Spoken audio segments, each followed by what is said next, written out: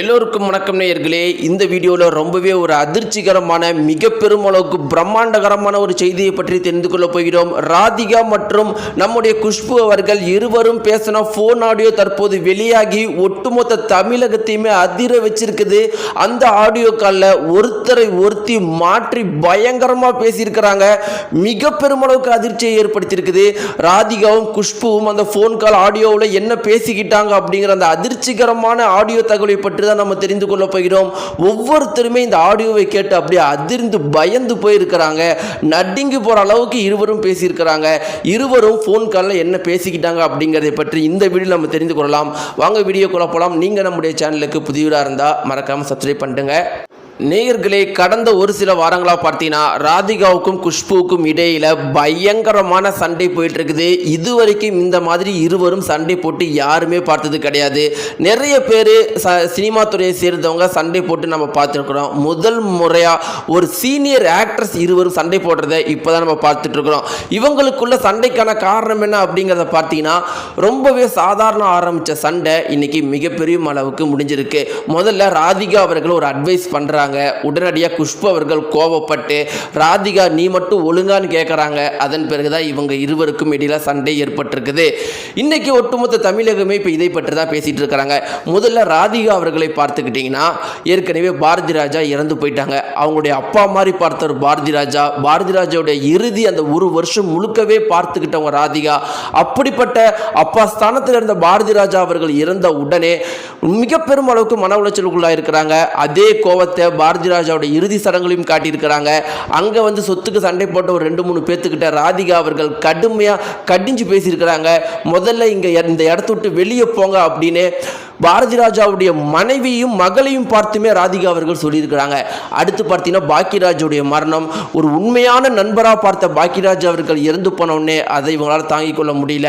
அந்த ஒரு இறுதிச் சடங்குகளையும் சில தேவையற்ற பிரச்சனைகளை பாக்கியராஜ் அவர்களுடைய நெருங்கிய உறவினர்களே பண்ணவும் அங்கேயும் கோவப்பட்டு பேசியிருக்கிறாங்க. ஆனால் இதிலிருந்து நம்ம ஒரு விஷயம் தெரிஞ்சுக்கலாம். நம்முடைய ராதிகா அவர்கள் கோபம் வந்துட்டா, தப்புன்னு தெரிஞ்சுட்டா உடனடியாக கத்தி பேசுறவங்க அப்படிங்கிறத நம்ம தெரிஞ்சுக்கலாம். மறுபுறம் பார்த்தீங்கன்னா குஷ்பு ஒன்றும் சாதாரண நபர்லாம் கிடையாது. ஒரு அரசியல்வாதி. அவங்க எத்தனையோ தடைகளை தாண்டி எத்தனையோ கஷ்டங்களை தாண்டி இவ்வளோ தூரம் இருக்கிறாங்கன்னா அவங்க இவ்வளோ மன உறுதியானவங்க, இவ்வளோ தைரியமானவங்க அப்படிங்கிறத நாம் தெரிஞ்சுக்கலாம். இவங்களுக்குள்ள எப்படி சண்டை இருந்துச்சுன்னா ராதிகா அவர்கள் தெரியாமல் ஒரு முறை குஷ்பு அவர்களை பார்த்து என்னதான் இருந்தாலும் குஷ்புவுடைய மகளை குஷ்பு நீங்கள் தான் ஒழுங்காக பார்த்துக்கணும், சுற்றி இருக்கிற சமூகம் உங்களுடைய மகளை விமர்சனம் பண்ணாத அளவுக்கு உங்களுடைய நடத்தை இருக்கணும் அப்படின்னு சொல்லவும் குஷ்பு அவர்களுக்கு கோபம் வந்துருச்சு. எனக்கு என் குழந்தைய எப்படி வளர்த்துக்கணும் அப்படிங்கிறது தெரியும், என் பொண்ணை எப்படி வளர்த்துக்கணும்னு எனக்கு தெரியும், உன் பொண்ணை நீ முதல்ல பார்த்துக்கோ, எங்கேயோ ஒரு இடத்துல தவறாக கட்டி கொடுத்து நீ கஷ்டப்பட்டுட்டு இருக்கிறா, அது சரி, அது உன் பொண்ணு கிடையாதுல்ல அப்படின்னு சொல்லவும் இருவருக்கும் இடையில மிக பெரும் அளவுக்கு இப்ப போரே ஏற்பட்டிருக்குது. இப்படி இருக்கிற பார்த்தா இருவருக்கும் இடையான போன் ஆடியோ இப்ப பரபரப்பாக ஏற்படுத்தியிருக்குது.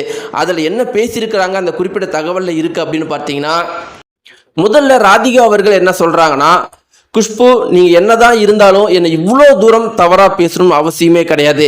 நான் ஏற்கனவே 2 மரணங்களை என்னுடைய வாழ்க்கையில் இருந்த முக்கியமான நபர்கள் என்னை விட்டு போயிட்டாங்க. அதனால தான் உன்னுடைய மகளுடைய உடல்நிலை சரியில்லாமல் ஆன உடனே அதை கேள்விப்பட்ட உடனே மனசு ரொம்பவே கஷ்டமாயிடுச்சு. அதுக்காக தான் நான் அப்படி சொன்னேன்.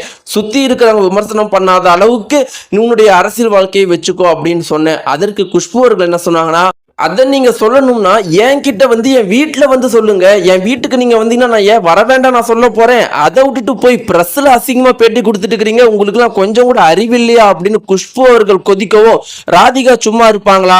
என்னடி நாம் வந்து பிரச்சனை வேண்டாம், நமக்குள்ள சமாதானமா போயிடலாம் அப்படின்னு நினைச்சுக்கிட்டு பேச வந்தா இவ்வளவு தவறா பேசுறியா அப்படின்னு கேட்கவும் முதல்ல ஆரம்பிச்சது நீயே, அதனாலதான் நான் வந்து இப்படி பேசினேன் அப்படின்னு இவங்க சொல்லவும் குஷ்பு அவர்கள் ராதிகா அவர்கள் நீ மட்டும் என்ன, நான் வந்து ஒரு உண்மையான அம்மா இல்லை அப்படின்னு சொல்லிட்டேன் அப்படின்னு சொல்லுவோம்.